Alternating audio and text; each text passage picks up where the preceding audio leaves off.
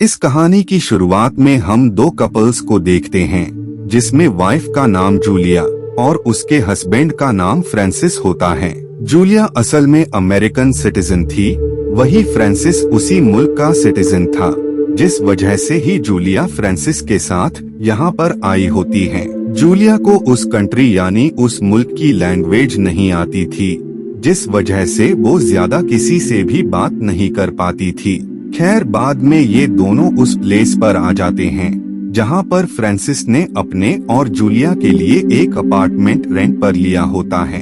Julia उस building को देखकर काफी खुश होती है। बाद में जब उसकी नजर सामने वाले बिल्डिंग पर जाती है, जहाँ के एक अपार्टमेंट से कोई शख्स लगातार काफी वक्त से उन लोगों पर नजर रख रहा था, जूलिया को ये देखकर काफी अजीब लगता है, लेकिन वो इस बात को इग्नोर करती हैं कि ये बस उसका वहम है और कुछ भी नहीं। बाद में ये दोनों उस अपार्टमेंट के अंदर चले जाते हैं। उस बिल्डिंग के हर एक अपार्टमेंट में ग्लास की बहुत ही बड़ी विंडो लगी हुई थी, जो कि काफी अजीब बात थी।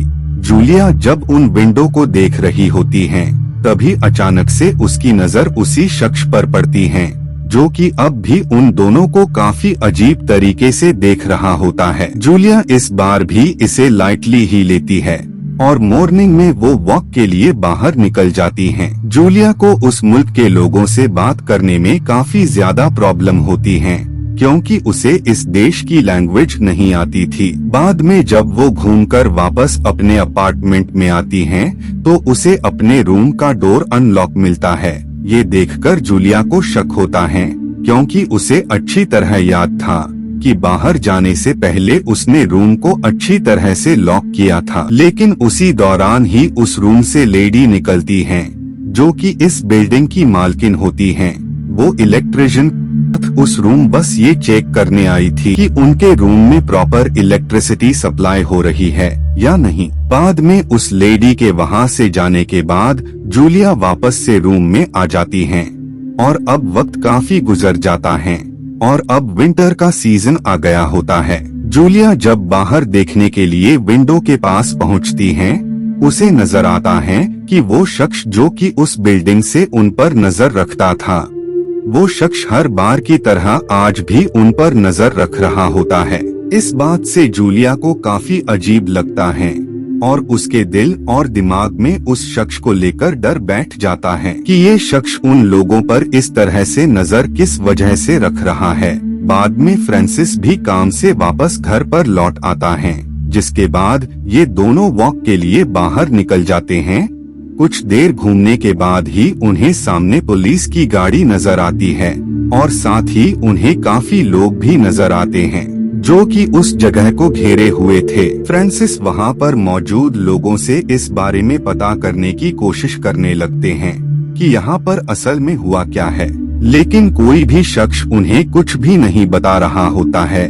नेक्स्ट डे इन्हें टीवी में आ रही न्यूज से पता लगता है कि उन्हीं की बिल्डिंग के पास ऑफिसर्स को एक लेडी की लाश बरामद हुई है। उस लेडी को किसी शख्स ने बड़ी ही बेरहमी से मारकर उसकी हत्या कर दी है। इस बात से जूलिया काफी ज्यादा डर जाती है और वो फ्रांसिस को उस शख्स के बारे में बताती है कि कैसे वो शख्स अपने अपार्टमेंट से हर वक्त बस उन पर ही नजर रखता है, जो कि काफी अजीब बात है और ऐसा वो कई दिनों से करता आ रहा है। लेकिन जब वो विंडो पर पहुंचते हैं तो उन्हें वहां पर वो शख्स नजर ही नहीं आता है, जिस वजह से फ्रांसिस को लगता है कि जूलिया नई जगह पर शिफ्ट हुई है, जिस वजह से उसके दिल और दिमाग पर ऐसा डर आना लाजमी सी बात है और कुछ भी नहीं। नेक्स्ट डे फ्रांसिस के ऑफिस का दोस्त उनके घर पर डिनर के लिए आता है। वो भी इसी बात पर डिस्कशन कर रहा था कि कैसे उस सीरियल किलर ने कितने ही मासूम लोगों को मौत के घाट उतार दिया है। उसने जिन लोगों को भी मारा है, उन सब की लाश पुलिस को इस बिल्डिंग के आसपास बरामद हुई हैं।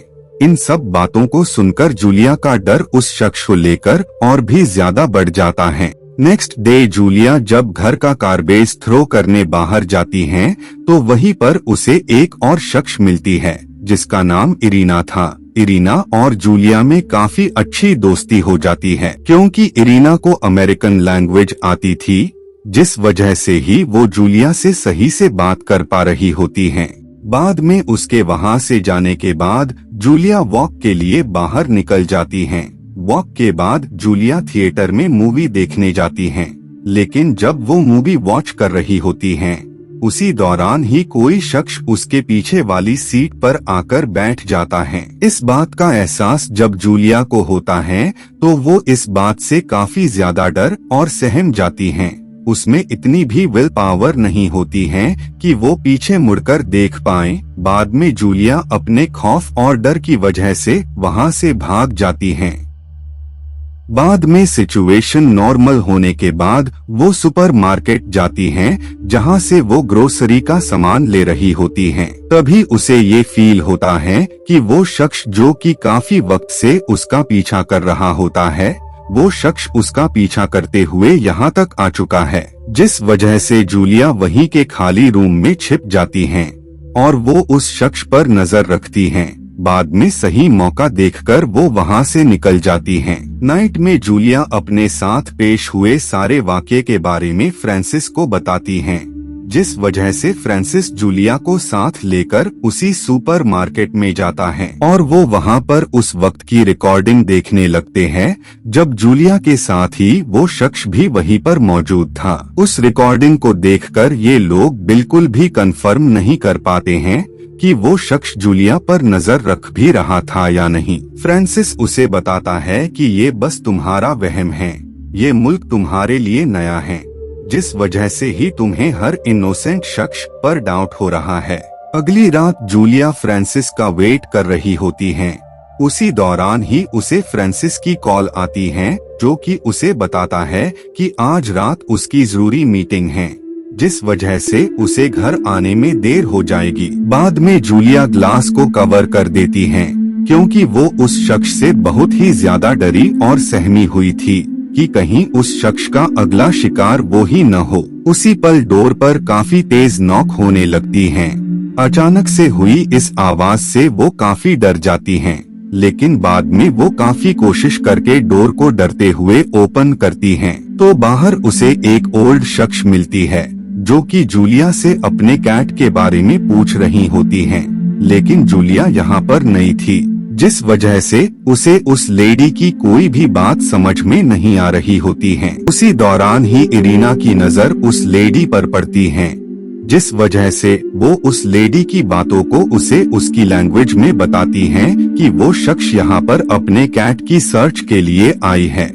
बाद में उस लेडी के वहाँ से जाने के बाद इरीना जूलिया को अपने रूम में इनवाइट करती है। अब क्योंकि जूलिया की बस एक ही फ्रेंड होती है, जिस वजह से वो उसके घर पर आ जाती हैं। वो दोनों ड्रिंक्स को एंजॉय करते हैं। बातों ही बातों में वो उसे बताती है कि शहर में एक खूनी है, जो कि लगातार मासूम लोगों को मारता जा रहा है, जिस वजह से ही बचाव करने के लिए मेरे एक दोस्त ने खुद की सुरक्षा करने के लिए ये गन दी है। बाद में जूलिया वापस रूम में आ जाती हैं। वो ये देखने के लिए पर्दों को हटाती हैं कि क्या वो शख्स अभी भी वहाँ है, और सच में वो शख्स अभी भी बस उन्हीं के घर पर ही नजर रखे हुए था। जूलिया उस शख्स को देखकर अपने हाथ को हिलाती है। ये देखकर वो शख्स भी ऐसा ही करता है। इस बात से जूलिया को ये कंफर्म जाता है कि वो पूरी बिल्डिंग में बस उन्हीं के ही रूम पर नजर रख रहा है और वो उन्हें लगातार देखता जा रहा है। बाद में जब फ्रांसिस घर पर आता है तो जूलिया उसे सारी बात बताती है, लेकिन इस बार फ्रांसिस उसकी बात पर ज्यादा ध्यान नहीं देता है। वो उसे बताता है कि हर बार की तरह इस बार भी ये बस तुम्हारा वहम ही होगा, ऐसा कुछ भी तुम्हारे साथ एक्चुअल में हो ही नहीं रहा है। ये सब सुनकर जूलिया को बहुत ही बुरा फील होता है कि अब तो फ्रांसिस भी उसकी बात का यकीन नहीं कर रहा है। नेक्स्ट डे जूलिया वॉक के लिए घर से निकल जाती हैं। वो जब वे में होती हैं, उसी दौरान ही उसकी नजर उस शख्स पर पड़ती है, जो कि अपने घर से हर वक्त हर पल बस इन्हीं पर नजर रखता था। जूलिया उस शख्स का पीछा करती है। वो उसे फॉलो करते हुए बार तक में आ जाती हैं, जहां पर इरीना भी काम किया करती थी। जूलिया जब उस शख्स के बारे में उससे पूछती हैं, तो इसके जवाब में वो उसे बताती है कि ये यहाँ पर सिर्फ साफ सफाई का काम करता है। खैर बाद में जब वो घर पर वापस आती हैं, तो उसी दौरान ही पीछे से कोई उसका फेस कवर कर लेता है और इस चीज से जूलिया का दम घुटने लगता है। लेकिन उसी दौरान ही जूलिया की आंख खुल जाती है, यानी ये सब कुछ बस उसका ख्वाब था, उससे ज्यादा कुछ भी नहीं। बाद में जब वो काफी वक्त से आ रही आवाज पर नोटिस करती है, तो उसे पता लगता है कि ये आवाज तो इरीना के रूम से आ रही है। लेकिन जब वो रूम ओपन करती है, तो उसे रूम में सिर्फ बिल्ली ही मिलती है, इसके अलावा कुछ भी नहीं। सब लोग जूलिया की इस हरकत से काफी ज्यादा नाराज थे कि उसने खामाखा सबको डरा दिया। बाद में उस डोर पर एक शख्स दोबारा से नॉक करता है, जो कि असल में उसका फ्रेंड होता है, जिसने उसे गन भी दी थी। जूलिया उस शख्स से हेल्प मांगती है और वो उस शख्स के साथ उस आदमी के घर पर आ जाती हैं, जो कि काफी वक्त से उन पर नजर रख रहा था। जब ये उस डोर पर नॉक करते हैं, तो इन्हें वहाँ पर एक ओल्ड शख्स मिलता है, जो कि उस आदमी के डैड होते हैं। बाद में वो शख्स पुलिस के साथ जूलिया के रूम में आ जाता है और वो ऑफिसर को बताता है कि कैसे जूलिया बार बार उसके डैड को परेशान कर रही है। खैर बाद में ऑफिसर मामले को शॉर्ट आउट करते हैं। नेक्स्ट डे फ्रांसिस जूलिया को बताता है कि अब तुम्हें डरने की बिल्कुल भी जरूरत नहीं है, क्योंकि उस सीरियल किलर को पुलिस ने रंगे हाथों पकड़ लिया है और अब उसका बाहर आना नामुमकिन है। जिसके बाद वो जूलिया को एक पार्टी में ले जाता है। फ्रांसिस जूलिया का मजाक उड़ाते हुए सबको बता रहा था कि कैसे उसकी वाइफ को हर वक्त लगता था कि उसका कोई पीछा कर रहा है। फ्रांसिस की बात सुनकर उसे काफी बुरा लगता है और वो गुस्से में वहाँ से निकल जाती है।